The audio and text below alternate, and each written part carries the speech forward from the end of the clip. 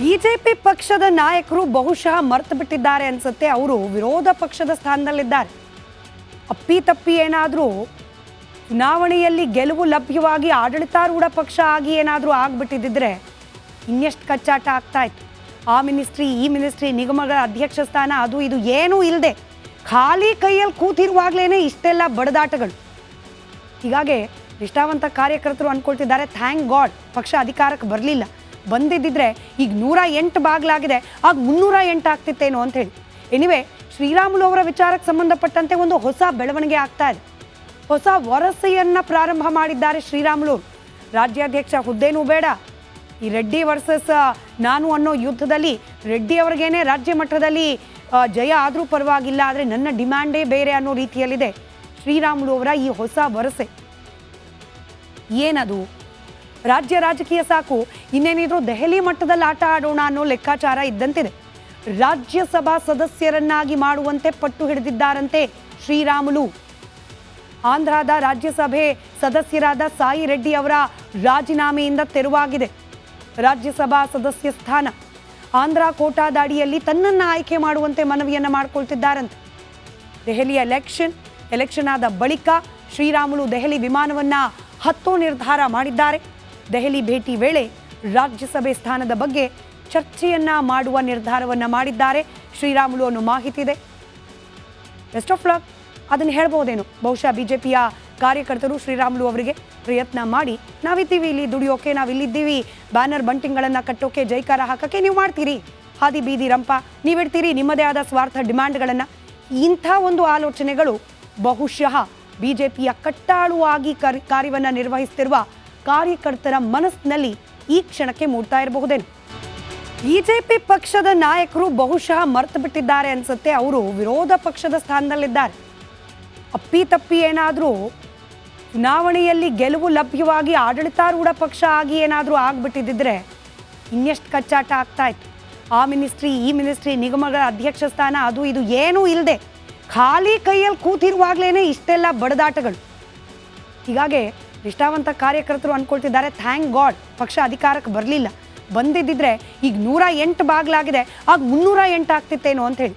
Anyway, Sriramulu ಅವರ ವಿಚಾರಕ್ಕೆ ಸಂಬಂಧಪಟ್ಟಂತೆ ಒಂದು ಹೊಸ ಬೆಳವಣಿಗೆ ಆಗ್ತಾ ಇದೆ. ಹೊಸ ವರಸೆಯನ್ನು ಪ್ರಾರಂಭ ಮಾಡಿದ್ದಾರೆ ಶ್ರೀರಾಮುಲು. ರಾಜ್ಯಾಧ್ಯಕ್ಷ ಹುದ್ದೆನೂ ಬೇಡ, ಈ ರೆಡ್ಡಿ ವರ್ಸಸ್ ನಾನು ಅನ್ನೋ ಯುದ್ಧದಲ್ಲಿ ರೆಡ್ಡಿ ಅವ್ರಿಗೇನೆ ರಾಜ್ಯ ಮಟ್ಟದಲ್ಲಿ ಜಯ ಆದರೂ ಪರವಾಗಿಲ್ಲ, ಆದರೆ ನನ್ನ ಡಿಮ್ಯಾಂಡೇ ಬೇರೆ ಅನ್ನೋ ರೀತಿಯಲ್ಲಿದೆ ಶ್ರೀರಾಮುಲು ಅವರ ಈ ಹೊಸ ವರಸೆ. ಏನದು? ರಾಜ್ಯ ರಾಜಕೀಯ ಸಾಕು, ಇನ್ನೇನಿದ್ರು ದೆಹಲಿ ಮಟ್ಟದಲ್ಲಿ ಆಟ ಆಡೋಣ ಅನ್ನೋ ಲೆಕ್ಕಾಚಾರ ಇದ್ದಂತಿದೆ. ರಾಜ್ಯಸಭಾ ಸದಸ್ಯರನ್ನಾಗಿ ಮಾಡುವಂತೆ ಪಟ್ಟು ಹಿಡಿದಿದ್ದಾರಂತೆ ಶ್ರೀರಾಮುಲು. ಆಂಧ್ರದ ರಾಜ್ಯಸಭೆ ಸದಸ್ಯರಾದ ಸಾಯಿ ರೆಡ್ಡಿ ಅವರ ರಾಜೀನಾಮೆಯಿಂದ ತೆರವಾಗಿದೆ ರಾಜ್ಯಸಭಾ ಸದಸ್ಯ ಸ್ಥಾನ.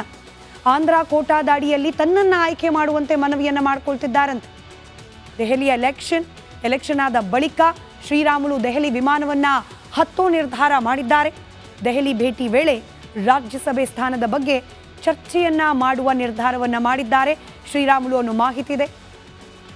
ಬೆಸ್ಟ್ ಆಫ್ ಲಕ್ ಅದನ್ನು ಹೇಳ್ಬೋದೇನು. ಬಹುಶಃ ಬಿಜೆಪಿಯ ಕಾರ್ಯಕರ್ತರು ಶ್ರೀರಾಮುಲು ಅವರಿಗೆ ಪ್ರಯತ್ನ ಮಾಡಿ, ನಾವಿದ್ದೀವಿ ಇಲ್ಲಿ ದುಡಿಯೋಕೆ, ನಾವಿಲ್ಲಿದ್ದೀವಿ ಬ್ಯಾನರ್ ಬಂಟಿಂಗ್ಗಳನ್ನು ಕಟ್ಟೋಕೆ, ಜೈಕಾರ ಹಾಕೋಕ್ಕೆ ನೀವು ಮಾಡ್ತೀರಿ, ಹಾದಿ ಬೀದಿ ರಂಪ ನೀವಿಡ್ತೀರಿ ನಿಮ್ಮದೇ ಆದ ಸ್ವಾರ್ಥ ಡಿಮ್ಯಾಂಡ್ಗಳನ್ನು. ಇಂಥ ಒಂದು ಆಲೋಚನೆಗಳು ಬಹುಶಃ ಬಿಜೆಪಿಯ ಕಟ್ಟಾಳುವಾಗಿ ಕಾರ್ಯವನ್ನು ನಿರ್ವಹಿಸುತ್ತಿರುವ ಕಾರ್ಯಕರ್ತರ ಮನಸ್ಸಿನಲ್ಲಿ ಈ ಕ್ಷಣಕ್ಕೆ ಮೂಡ್ತಾ ಇರಬಹುದೇನು. ಬಿಜೆಪಿ ಪಕ್ಷದ ನಾಯಕರು ಬಹುಶಃ ಮರ್ತು ಬಿಟ್ಟಿದ್ದಾರೆ ಅನ್ಸುತ್ತೆ. ಅವರು ವಿರೋಧ ಪಕ್ಷದ ಸ್ಥಾನದಲ್ಲಿದ್ದಾರೆ. ಅಪ್ಪಿತಪ್ಪಿ ಏನಾದರೂ ಚುನಾವಣೆಯಲ್ಲಿ ಗೆಲುವು ಲಭ್ಯವಾಗಿ ಆಡಳಿತಾರೂಢ ಪಕ್ಷ ಆಗಿ ಏನಾದರೂ ಆಗ್ಬಿಟ್ಟಿದ್ದಿದ್ರೆ ಇನ್ನೆಷ್ಟು ಕಚ್ಚಾಟ ಆಗ್ತಾ ಇತ್ತು. ಆ ಮಿನಿಸ್ಟ್ರಿ, ಈ ಮಿನಿಸ್ಟ್ರಿ, ನಿಗಮಗಳ ಅಧ್ಯಕ್ಷ ಸ್ಥಾನ, ಅದು ಇದು ಏನೂ ಇಲ್ಲದೆ ಖಾಲಿ ಕೈಯಲ್ಲಿ ಕೂತಿರುವಾಗಲೇ ಇಷ್ಟೆಲ್ಲ ಬಡದಾಟಗಳು. ಹೀಗಾಗಿ ನಿಷ್ಠಾವಂತ ಕಾರ್ಯಕರ್ತರು ಅಂದ್ಕೊಳ್ತಿದ್ದಾರೆ, ಥ್ಯಾಂಕ್ ಗಾಡ್ ಪಕ್ಷ ಅಧಿಕಾರಕ್ಕೆ ಬರಲಿಲ್ಲ. ಬಂದಿದ್ದಿದ್ರೆ ಈಗ 108 ಬಾಗಿಲಾಗಿದೆ, ಆಗ 308 ಆಗ್ತಿತ್ತೇನೋ ಅಂತ ಹೇಳಿ. ಎನಿವೆ, ಶ್ರೀರಾಮುಲು ಅವರ ವಿಚಾರಕ್ಕೆ ಸಂಬಂಧಪಟ್ಟಂತೆ ಒಂದು ಹೊಸ ಬೆಳವಣಿಗೆ ಆಗ್ತಾ ಇದೆ. ಹೊಸ ವರಸೆಯನ್ನು ಪ್ರಾರಂಭ ಮಾಡಿದ್ದಾರೆ ಶ್ರೀರಾಮುಲು. ರಾಜ್ಯಾಧ್ಯಕ್ಷ ಹುದ್ದೆನೂ ಬೇಡ, ಈ ರೆಡ್ಡಿ ವರ್ಸಸ್ ನಾನು ಅನ್ನೋ ಯುದ್ಧದಲ್ಲಿ ರೆಡ್ಡಿ ಅವ್ರಿಗೇನೆ ರಾಜ್ಯ ಮಟ್ಟದಲ್ಲಿ ಜಯ ಆದರೂ ಪರವಾಗಿಲ್ಲ, ಆದರೆ ನನ್ನ ಡಿಮ್ಯಾಂಡೇ ಬೇರೆ ಅನ್ನೋ ರೀತಿಯಲ್ಲಿದೆ ಶ್ರೀರಾಮುಲು ಅವರ ಈ ಹೊಸ ವರಸೆ. ಏನದು? ರಾಜ್ಯ ರಾಜಕೀಯ ಸಾಕು, ಇನ್ನೇನಿದ್ರು ದೆಹಲಿ ಮಟ್ಟದಲ್ಲಿ ಆಟ ಆಡೋಣ ಅನ್ನೋ ಲೆಕ್ಕಾಚಾರ ಇದ್ದಂತಿದೆ. ರಾಜ್ಯಸಭಾ ಸದಸ್ಯರನ್ನಾಗಿ ಮಾಡುವಂತೆ ಪಟ್ಟು ಹಿಡಿದಿದ್ದಾರಂತೆ ಶ್ರೀರಾಮುಲು. ಆಂಧ್ರದ ರಾಜ್ಯಸಭೆ ಸದಸ್ಯರಾದ ಸಾಯಿ ರೆಡ್ಡಿ ಅವರ ರಾಜೀನಾಮೆಯಿಂದ ತೆರವಾಗಿದೆ ರಾಜ್ಯಸಭಾ ಸದಸ್ಯ ಸ್ಥಾನ. ಆಂಧ್ರ ಕೋಟಾದ ಅಡಿಯಲ್ಲಿ ತನ್ನನ್ನು ಆಯ್ಕೆ ಮಾಡುವಂತೆ ಮನವಿಯನ್ನು ಮಾಡಿಕೊಳ್ತಿದ್ದಾರಂತೆ. ದೆಹಲಿಯ ಎಲೆಕ್ಷನ್ ಆದ ಬಳಿಕ ಶ್ರೀರಾಮುಲು ದೆಹಲಿ ವಿಮಾನವನ್ನು ಹತ್ತೋ ನಿರ್ಧಾರ ಮಾಡಿದ್ದಾರೆ. ದೆಹಲಿ ಭೇಟಿ ವೇಳೆ ರಾಜ್ಯಸಭೆ ಸ್ಥಾನದ ಬಗ್ಗೆ ಚರ್ಚೆಯನ್ನ ಮಾಡುವ ನಿರ್ಧಾರವನ್ನು ಮಾಡಿದ್ದಾರೆ ಶ್ರೀರಾಮುಲು ಅನ್ನೋ ಮಾಹಿತಿ ಇದೆ. ಬೆಸ್ಟ್ ಆಫ್ ಲಕ್ ಅದನ್ನು ಹೇಳ್ಬೋದೇನು. ಬಹುಶಃ ಬಿಜೆಪಿಯ ಕಾರ್ಯಕರ್ತರು ಶ್ರೀರಾಮುಲು ಅವರಿಗೆ ಪ್ರಯತ್ನ ಮಾಡಿ, ನಾವಿದ್ದೀವಿ ಇಲ್ಲಿ ದುಡಿಯೋಕೆ, ನಾವಿಲ್ಲಿದ್ದೀವಿ ಬ್ಯಾನರ್ ಬಂಟಿಂಗ್ಗಳನ್ನು ಕಟ್ಟೋಕೆ, ಜೈಕಾರ ಹಾಕೋಕ್ಕೆ ನೀವು ಮಾಡ್ತೀರಿ, ಹಾದಿ ಬೀದಿ ರಂಪ ನೀವಿಡ್ತೀರಿ ನಿಮ್ಮದೇ ಆದ ಸ್ವಾರ್ಥ ಡಿಮ್ಯಾಂಡ್ಗಳನ್ನು. ಇಂಥ ಒಂದು ಆಲೋಚನೆಗಳು ಬಹುಶಃ ಬಿಜೆಪಿಯ ಕಟ್ಟಾಳುವಾಗಿ ಕಾರ್ಯವನ್ನು ನಿರ್ವಹಿಸುತ್ತಿರುವ ಕಾರ್ಯಕರ್ತರ ಮನಸ್ಸಿನಲ್ಲಿ ಈ ಕ್ಷಣಕ್ಕೆ ಮೂಡ್ತಾ ಇರಬಹುದೇನು.